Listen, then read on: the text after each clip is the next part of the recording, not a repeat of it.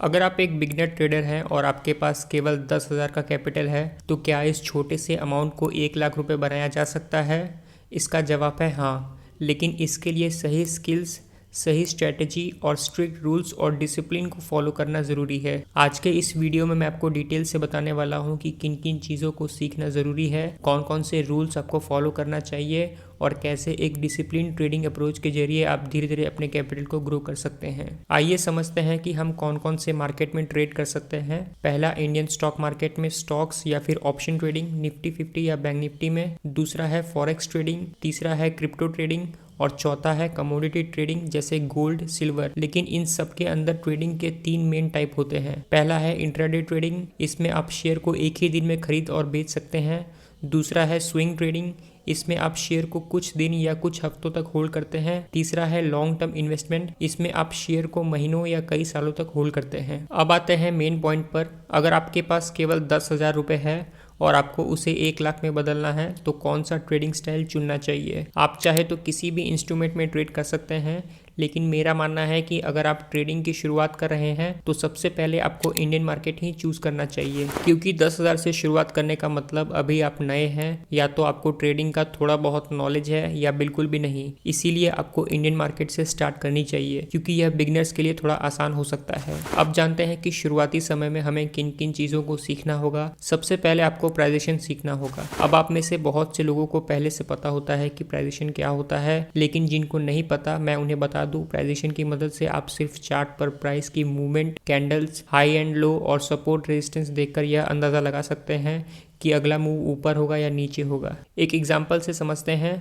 मान लीजिए एक चीज़ पहले 100 की थी, फिर वह 120 हुई, फिर 115 और फिर 125। अगर आप सिर्फ प्राइस देखकर यह समझ जाते हैं कि अब यह 130 जा सकती है तो आपने प्राइजेशन को समझा। अब जानते हैं प्राइजेशन में क्या क्या देखा जाता है। Candlestick pattern, support and resistance, breakout और breakdown, market structure, price reaction on important levels. तो प्राइजेशन के अंदर यह सब चीज़ आती है। इसका मतलब अगर आपको प्राइजेशन सीखना है तो आपको इन सभी चीज़ों को एक एक करके सीखना होगा। क्योंकि आपके पास केवल 10,000 रुपये हैं तो आप ज़्यादा रिस्क नहीं ले सकते हैं, इसीलिए इन सभी बेसिक और इम्पोर्टेंट चीज़ों को शुरुआत में सीखना बहुत ज़रूरी है। जब आप प्राइजेशन को अच्छे से समझ जाएंगे तब आप खुद की 1 या 2 स्ट्रेटेजी बना सकते हैं जिसकी मदद से आप ट्रेड ले पाएंगे। अब जब आप प्राइजेशन को पूरी तरह से सीख जाएं तो अगला स्टेप होता है रिस्क मैनेजमेंट सीखना, क्योंकि रिस्क मैनेजमेंट ही ऐसी चीज़ है जिसकी मदद से आप कम रिस्क में ज़्यादा प्रॉफिट बना सकते हैं और इस 10,000 रुपये को बचा भी सकते हैं। आपको उतना ही क्वांटिटी से ट्रेड करना है जितना अगर आप 10 दिन में लगातार लॉस हो जाए तब भी आपके पास नेक्स्ट दिन ट्रेड करने के पैसे हों। अब आपने मार्केट और ट्रेडिंग टाइप को समझ लिया है तो अगला और सबसे इंपॉर्टेंट स्टेप है ट्रेडिंग साइकोलॉजी को समझना, क्योंकि सिर्फ स्ट्रेटेजी से गेम नहीं जीता जा सकता है, गेम दिमाग से जीता जाता है। ट्रेडिंग साइकोलॉजी क्या होती है, आइए इसे समझते हैं। ट्रेडिंग साइकोलॉजी का मतलब है ट्रेडिंग करते वक्त आपकी मानसिक स्थिति,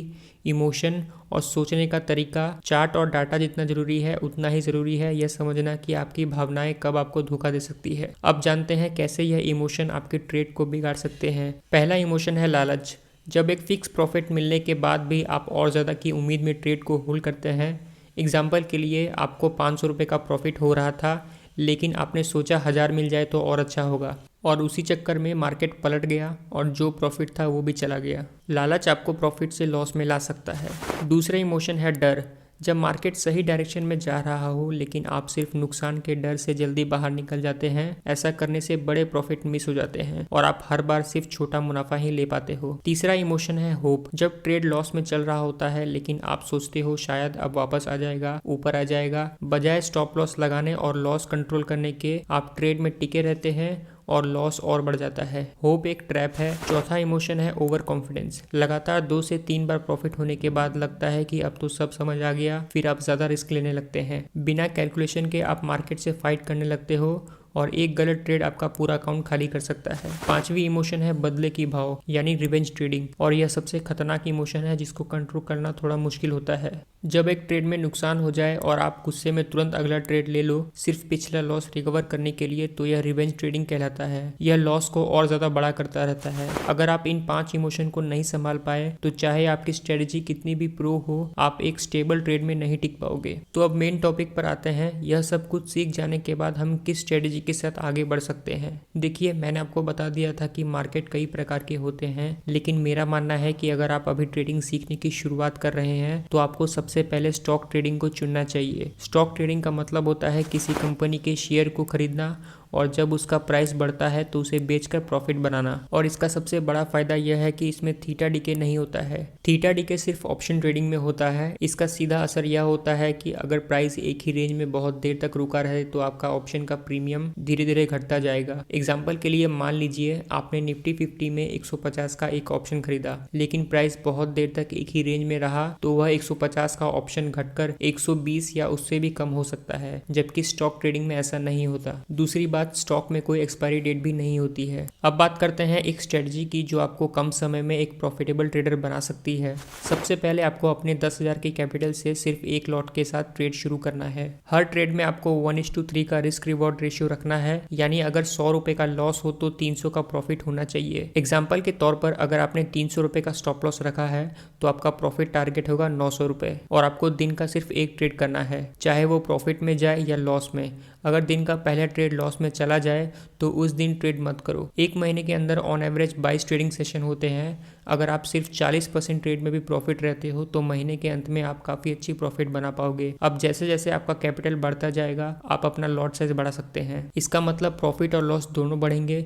एग्जाम्पल के लिए, जब आपके पास इतना कैपिटल हो जाए कि 2 लॉट के साथ ट्रेड कर सके, तब आपका स्टॉप लॉस होगा 300 रुपये और प्रॉफिट टारगेट होगा 1800 रुपये। ध्यान दीजिए, यह सब करना मुश्किल नहीं है, लेकिन इतना आसान भी नहीं है। अगर आप शुरुआत में लगातार लॉस करते गए तो आपका कैपिटल नीचे चला जाएगा और आप एक लॉट से भी ट्रेड नहीं कर पाओगे।